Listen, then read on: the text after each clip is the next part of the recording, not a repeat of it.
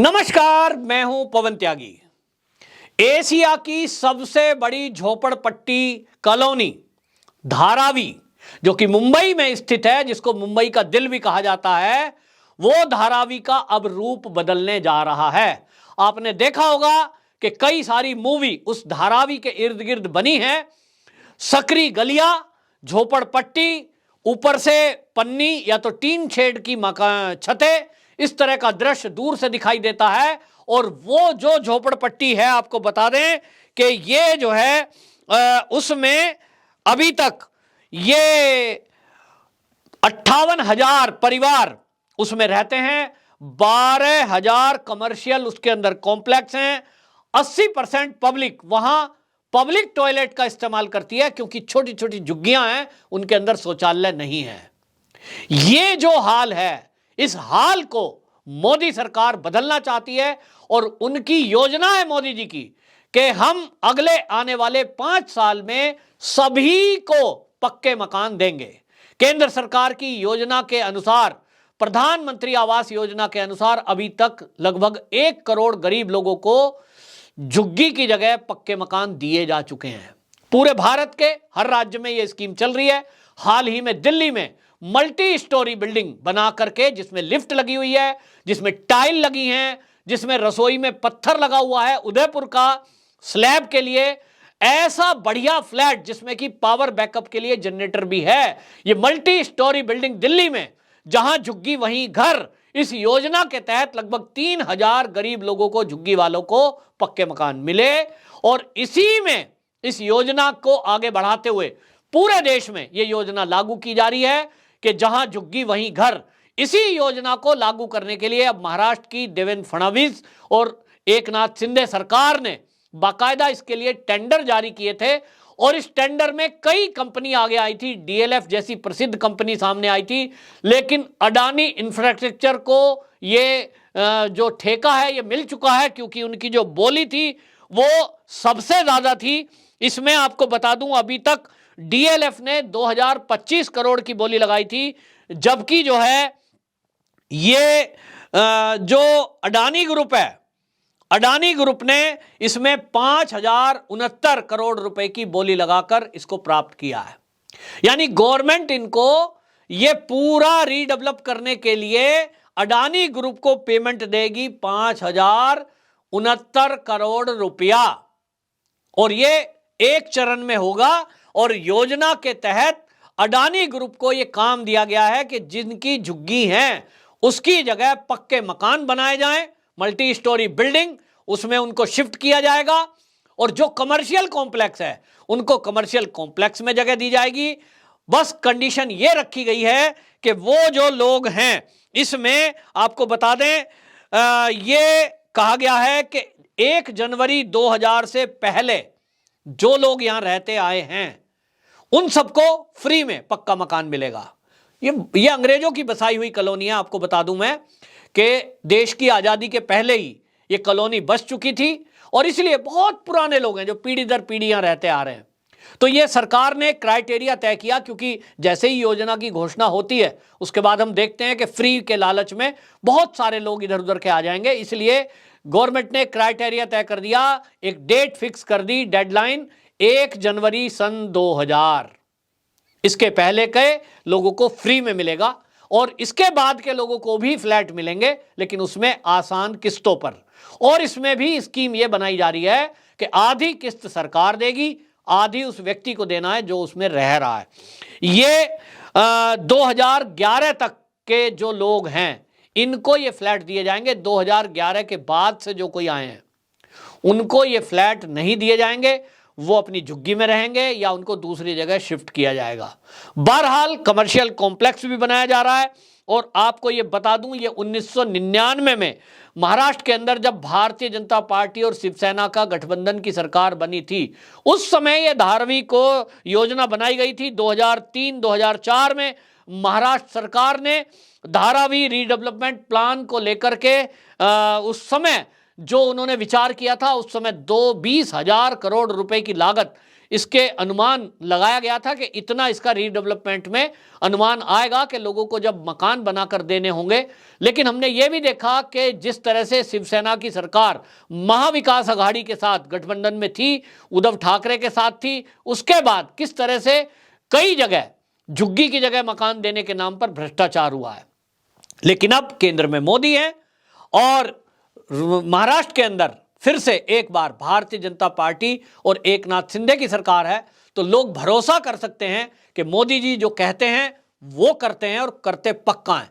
दिल्ली में किया है, यूपी में किया है, कई राज्यों में फ्री में मकान मिल रहे हैं। और ऐसे में उनका यह विचार है कि जो धारावी एशिया की सबसे बड़ी ये एक मानी जाती है, इसके लिए 7 साल का टाइमलाइन रखा गया, अब उसको घटाकर 5 साल कर दिया गया है और 1 करोड़ वर्ग गज की जमीन इसमें जाएगी।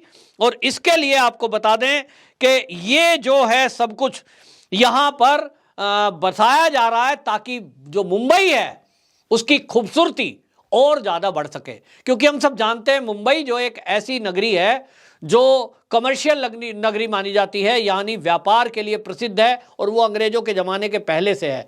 ये औद्योगिक जो है हमारी एक राजधानी कही जाती थी, क्योंकि सबसे ज़्यादा देश विदेश के लोग वहाँ आकर अपना बिजनेस, अपना कार्यालय लगाना चाहते हैं। लेकिन वहाँ एक स्लम एरिया ऐसा हो जो एशिया का सबसे बड़ा हो, वहाँ लोग तंग गलियों में रहने को मजबूर हों। कई बार ऐसी महामारी आई हैं जब वहाँ सबसे ज़्यादा मौतें हुई हैं। देश के अंदर प्लेग आया तो प्लेग फैलने के कारण सबसे ज्यादा मौतें वहां हुई, फिर उसके बाद डेंगू आया तो सबसे ज्यादा मौतें वहां हुई, और अभी हाल ही में जब कोरोना आया तो पहला विस्फोट मुंबई में जो हुआ वो वहां हुआ था, धारावी में, और वहां संभालना मुश्किल हो गया क्योंकि सोशल डिस्टेंसिंग पूरे देश में जब लागू था, धारावी में वो इंप्लीमेंट हो ही नहीं सकता, क्योंकि वहां एक मकान के सामने दूसरा मकान और बीच में मात्र 1 से 1.5 मीटर की दूरी ये मात्र थी। गलियों में, तंग गलियों में लोग रहने को मजबूर हैं। और जैसा मैंने कहा 80% लोग ऐसे हैं जो सार्वजनिक शौचालय का इस्तेमाल करते हैं। लाइन लगती है सुबह सुबह शौच जाने के लिए, तो सोशल डिस्टेंसिंग वहां हो नहीं सकती थी।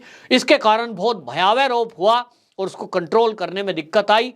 तो मोदी सरकार नहीं चाहती कि आगे कोई इस तरह की समस्याएं आए तो गरीब लोगों को के ऊपर इसका प्रहार पड़े। और इसीलिए जहां झुग्गी वहीं मकान योजना के तहत यह तय किया गया है कि वहां रहने वाले लगभग एक अनुमान के अनुसार उसमें 10 लाख लोग वहां रहते हैं, जिसमें अभी तक माना जा रहा है कि 60,000 परिवार करीब करीब वहां रहते हैं, जिसमें आपको बता दूं 12,000 कमर्शियल कॉम्प्लेक्स भी हैं।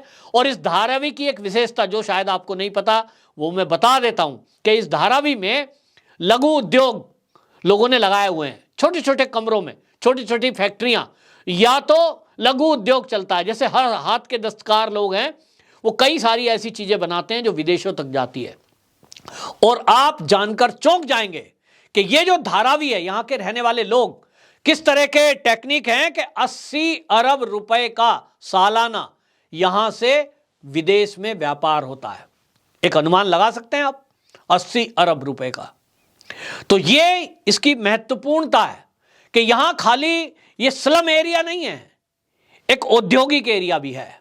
और इसलिए सरकार के ध्यान में यह आया कि जो लोग अभी छोटे छोटे कमरों में, अभाव में ये फैक्ट्रियां चला रहे हैं, अगर इनको बढ़िया सा कॉम्प्लेक्स मिल जाएगा, यहां फिर लोग आने में कतराएंगे नहीं, और देश विदेश के लोग हैं, इनका व्यापार बढ़ेगा, सरकार की रीच भी आसानी से होगी और एक पहचान भी होगी इस एरिया की।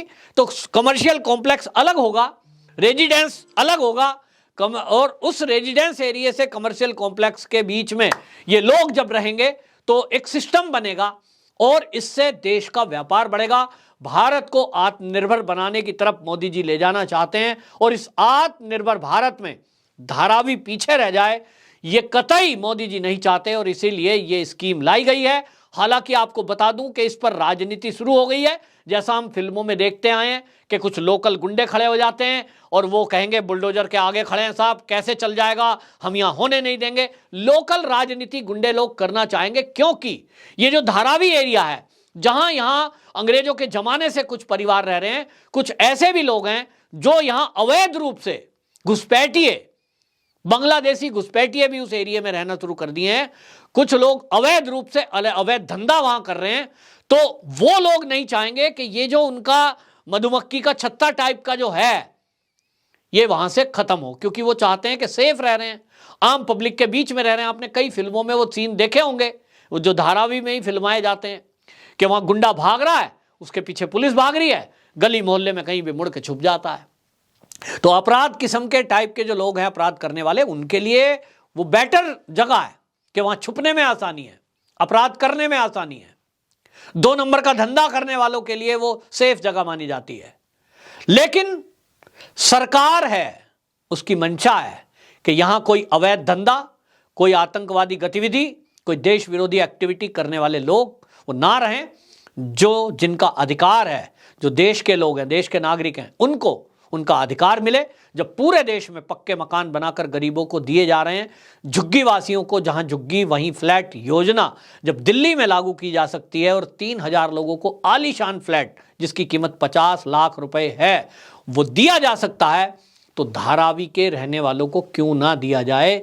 ये सवाल मोदी जी की तरफ से है कि भाई सबका साथ सबका विकास किया जा रहा है, तो धारावी क्यों पीछे रहे? तो मैं इस वीडियो के माध्यम से धारावी के निवासियों को आग्रह करना चाहता हूं कि आप भी मोदी जी के द्वारा किए गए काम, आजकल तो गूगल का जमाना है, सबके पास मोबाइल है, गूगल करिए प्रधानमंत्री आवास योजना, आप डालेंगे तो उसमें आएगा।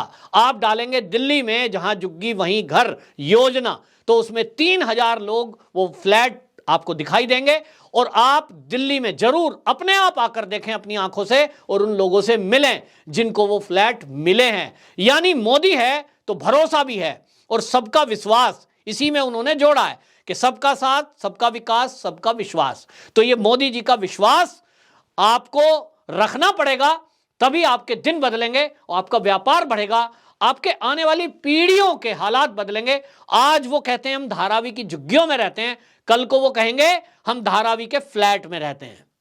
तो एक जीने का स्तर बढ़ेगा। किसी राजनीति में आप यदि पड़ेंगे तो अपना ही नुकसान करेंगे, और कोई इस तरह का लोगों को भड़काने की कोशिश वहां करे, उसकी सूचना पुलिस को दें, सरकार को दें, क्योंकि सरकार की मंशा बिल्कुल स्पष्ट है कि इस देश में अपराधियों के लिए कोई जगह ना हो और यहां हमारे देशवासी आगे बढ़ें। इस वीडियो को उन लोगों तक जरूर पहुंचाएं जो धारावी के झुग्गी में रहते हैं, जो महाराष्ट्र के लोग हैं, जो मुंबई के लोग हैं, और देश में जहां भी झुग्गी वाले हैं वो सब भी इस वीडियो को एक दूसरे को शेयर करें, ताकि आपको ये जानकर ये सच्चाई आप जान पाएं कि वाकई में सरकार की मंशा क्या है। अडानी को क्योंकि ये ठेका मिला है, इसको लेकर बरगलाई जा रही हैं बातें कि मोदी ने अडानी को दिया है, ये अडानी इनका ही आदमी है। भाई कोई किसी का आदमी नहीं होता, वो व्यापारी है। खुला टेंडर प्रक्रिया हुई थी, जैसा मैंने उसमें कहा, डीएलएफ भी आई थी, 1-2 कंपनी और आई थी, लेकिन वो क्योंकि उतनी बोली नहीं लगा पाई, तो इसलिए जिसकी बोली ज्यादा, जो सरकार को ज्यादा पैसे देगा, वो उतने उसको मतलब ठेका मिलेगा। ये तो आप प्रक्रिया को समझते हैं। वो पहले जो मैं बोल गया था कि भाई सरकार इनको पैसा देगी, ऐसा नहीं है। ये सरकार को 5069 करोड़ रुपया ये बोली लगाई है इन्होंने, यानी ये इस रीडेवलपमेंट के लिए ये इस बोली के कारण इनको ये ठेका मिला है। तो एक ओपन प्रक्रिया थी जिसमें कोई भी हमारे देश का अगर उद्योगपति आगे आता है फ्लैट बनाने में, तो अडानी अपने आप में एक ब्रांड है। अच्छी बात है कि अडानी के बने हुए फ्लैट रहेंगे, तो अडानी के पास बहुत सारी देश के अंदर पहले से ही योजनाएं चल रही हैं। ऐसा व्यक्ति यदि कोई गड़बड़ी भी करता है तो उसको पकड़ना भी आसान रहता है। ये धारावी वालों के लिए एक अच्छी बात है कि आपके फ्लैट और कमर्शियल कॉम्प्लेक्स, आपकी कॉलोनी बनाने का काम एक जाने माने उद्योगपति अडानी ने लिया है, जिस पर हम पूरी तरह भरोसा कर सकते हैं। राजनीति करने वालों को कतई विश्वास करने की आवश्यकता नहीं है। मोदी है तो मुमकिन है, मोदी है तो विश्वास है। वंदे मातरम।